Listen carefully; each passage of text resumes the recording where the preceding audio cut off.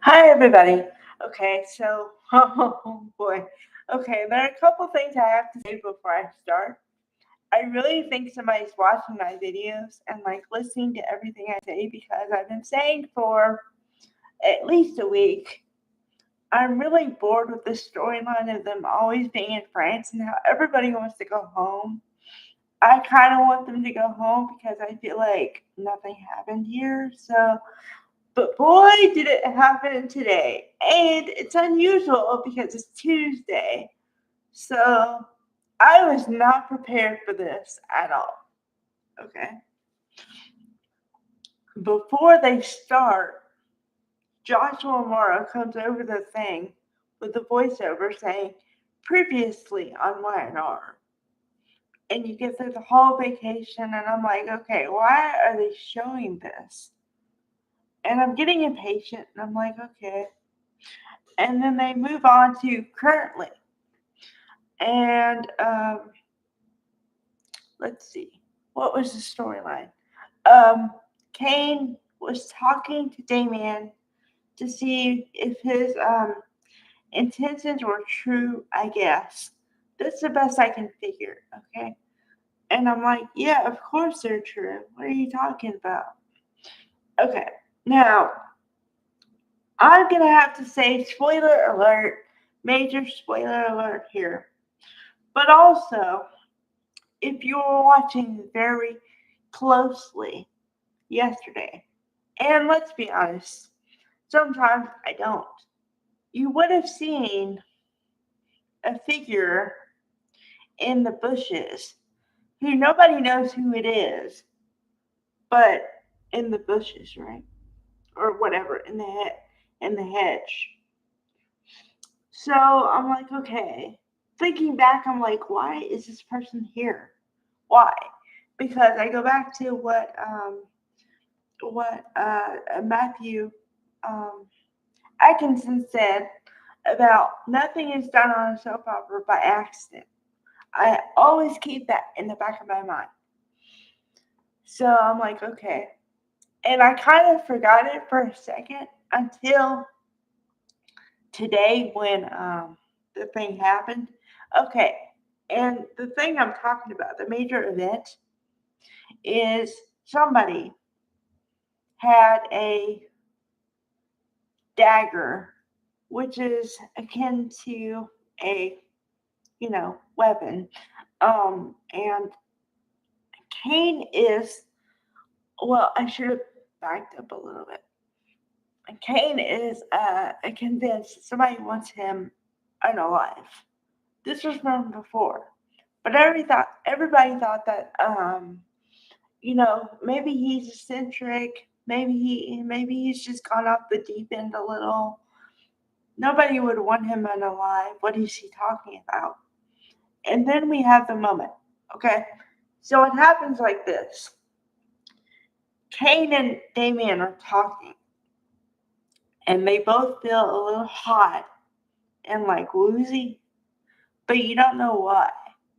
And then Damien can't catch his breath, and he gives me the impression he chokes. And then he just keels over. Literally keels over. And then they back away from the shot, you know?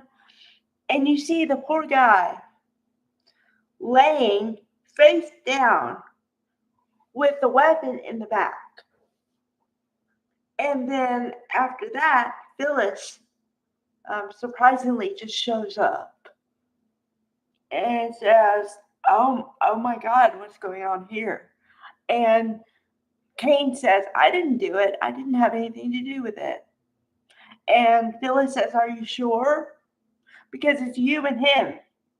And he's got a weapon in his back. And oh my God. Okay. So then Phyllis leaves, and then what's his name? Chance comes out of nowhere, as always, and says, "What happened here?"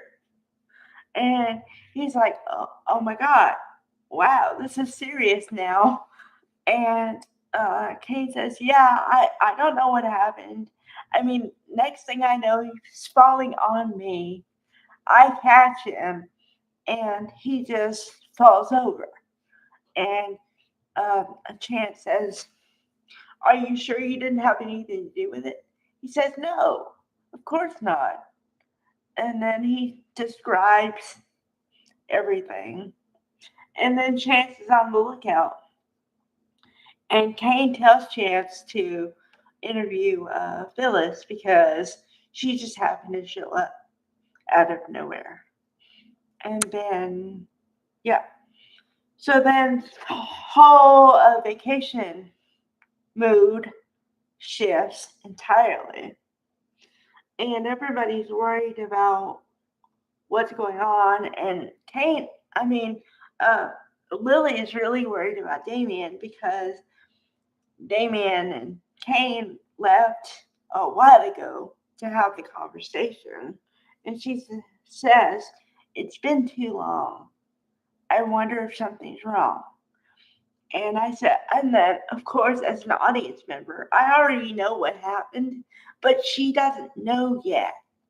So I'm screaming at the TV, "Of course, like something did happen. He's unalive." But she doesn't know yet.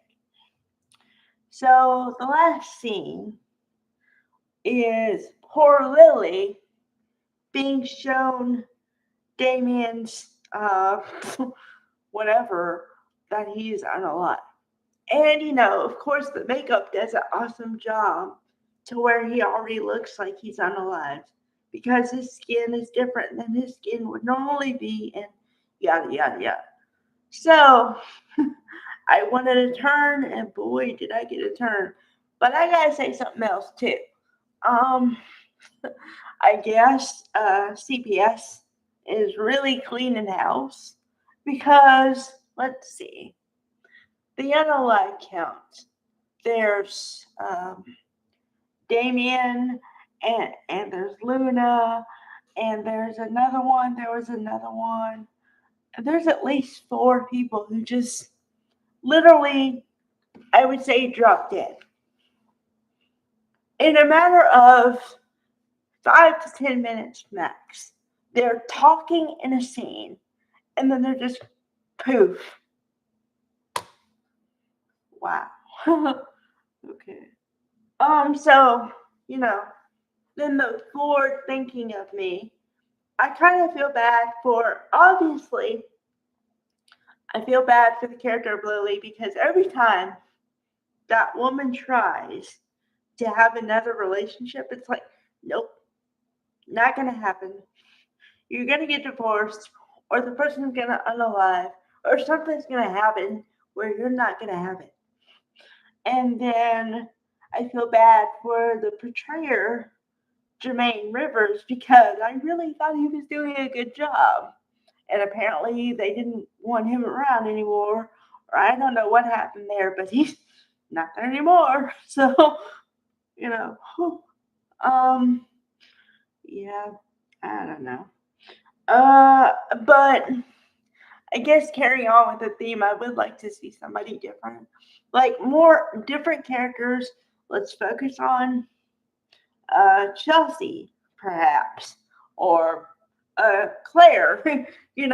I mean, last we saw her, she, let's see, I'm trying to do chronology. Okay. She had to be okay with her boyfriend being in another country for a month now, and they have a relatively new relationship, and now she's having to deal with the unaliving of her father, who she didn't really know that well. And the only support she has is her mother and this other guy who isn't her boyfriend, Holden, kind of supporting her the best he can. And it's just like, what? Huh? Okay, can we get back to see how she's doing? Because I mean, as far as timing goes, it's kind of really bad, awkward, because everything just happened and she's basically on her own. So could you maybe bring her boyfriend back and maybe not have her boyfriend flirt with another chick? I mean, Audra and Kyle flirted so much that Kane even said, "Aren't you involved with other people?" That's when you know it's too much. Okay? All I'm saying. Oh, side note. Um, Melissa Claire Egan, who plays Chelsea, is nominated for Daytime Emmy. And she used, when they found out about Connor's OCD and how it was getting worse, as her reel. Okay? So another thing to look out for in October. All right. Bye, everybody.